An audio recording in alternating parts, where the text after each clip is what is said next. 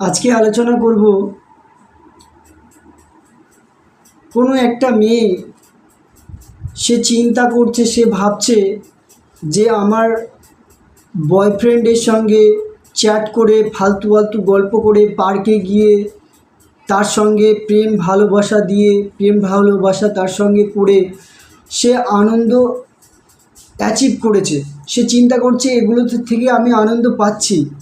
আমি নাটক দেখে, সিরিয়াল দেখে, হিন্দি গান শুনে, বাংলা গান শুনে আমি আনন্দ অ্যাচিভ করছি, আমি কমফোর্ট পেস আমি পাচ্ছি। কিন্তু ফেসবুকটা কেন বাদ যাবে? ফেসবুকের মাধ্যমেও আমি আনন্দ অ্যাচিভ করব, আমি সুখ অ্যাচিভ করব।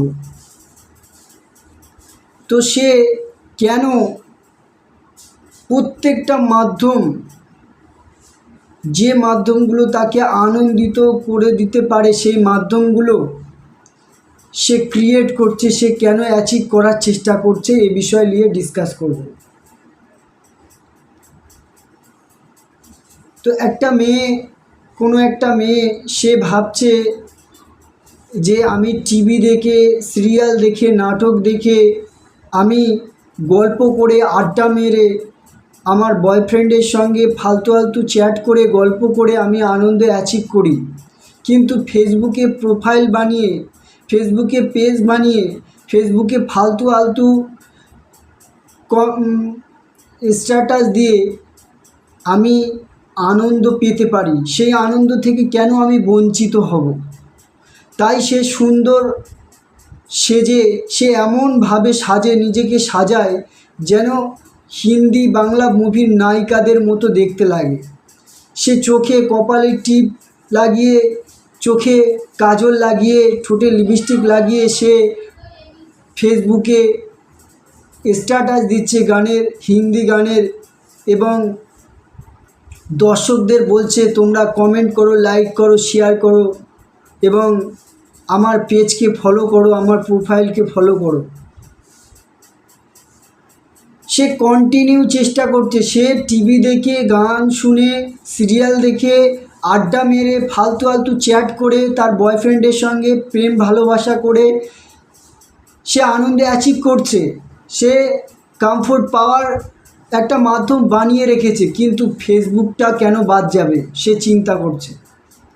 তাই সে ফেসবুক প্রোফাইল বানিয়েছে, সে ফেসবুক পেজ বানিয়েছে, যাতে সে আরেকটা মাধ্যম অ্যাচিভ করতে পারে আনন্দ পাওয়ার। তো সে সুন্দর সাজুগুজু করে সে ফেসবুকে স্ট্যাটাস দিচ্ছে হিন্দি কোনো গানের, এবং ফটো আপলোড করছে, এবং দর্শকদেরকে বলছে তোমরা লাইক করো, কমেন্ট করো, শেয়ার করো। দর্শকদেরকে বলছে যে আমি ফুচকা খেতে ভালোবাসি, তোমরা কি খেতে ভালোবাসো সেটা কমেন্টে তোমরা লিখে আমাকে জানাও। সে ফেসবুকে এসে একটা ফটো আপলোড করে সে দর্শকদেরকে বলছে যে তুমি কেমন আছো, তোমার বাড়ির বাবা মা কেমন আছে, তোমরা কেমন আছো, তোমরা কমেন্ট করে আমাকে লিখে জানাও।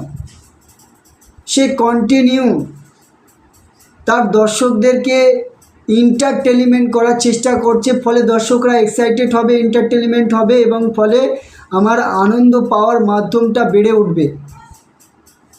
আমি যে ফেসবুকে প্রোফাইল বানিয়েছি আনন্দ এবং কমফোর্ট পাওয়ার জন্য, সেটা সার্থক হবে কী করে যদি তোমরা লাইক না করো, কমেন্ট না করো, শেয়ার না করো? যদি আমি কোনো ফটো আপলোড করি এবং কোনো ভিডিও স্ট্যাটাস দিই, তাহলে সেই ফটো বা সেই ভিডিওতে তোমরা যদি লাইক না করো, কমেন্ট না করো, তাহলে আমি আনন্দ পাবো কী করে? আমি তো লোভী, আমি তো লালচি।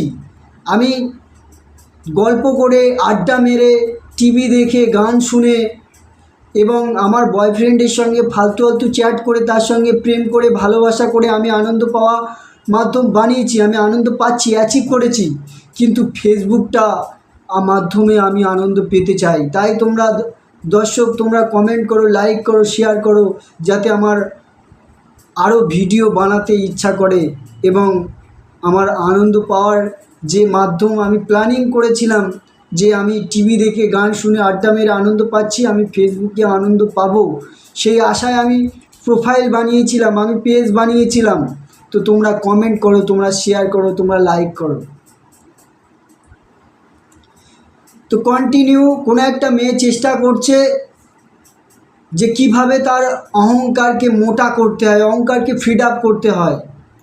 যদি তার স্ট্যাটাসে 1000 2000 ভিউজ হয় বা এত মানুষ, অনেক মানুষ যদি কমেন্ট করে, তার অহংকার ভিতর থেকে বলে ওঠে, উফ, আহা, কি ব্যক্তি তুই, তুই সেই ব্যক্তি যার কমেন্ট করার জন্য, যার ভিডিও লাইক করার জন্য, যার ভিডিও শেয়ার করার জন্য দর্শকরা পাগল হয়ে থাকে। হু আই অ্যাম, যে আমি, কে আমি সেই ব্যক্তি, যে ব্যক্তি লাইক করার জন্য, কমেন্ট করার জন্য, একটা ফটোতে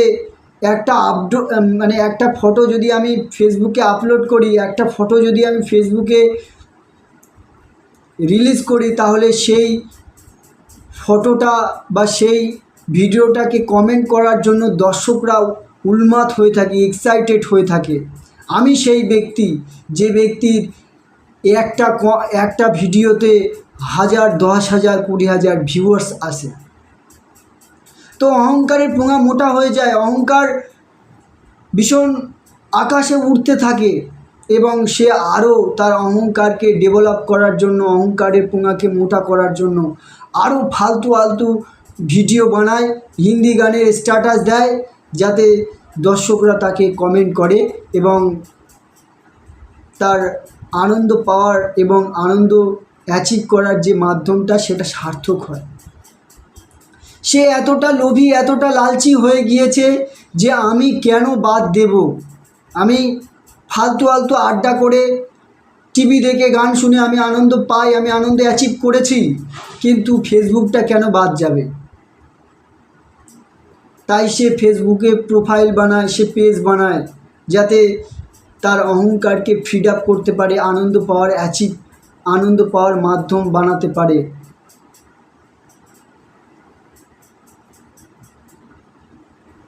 তো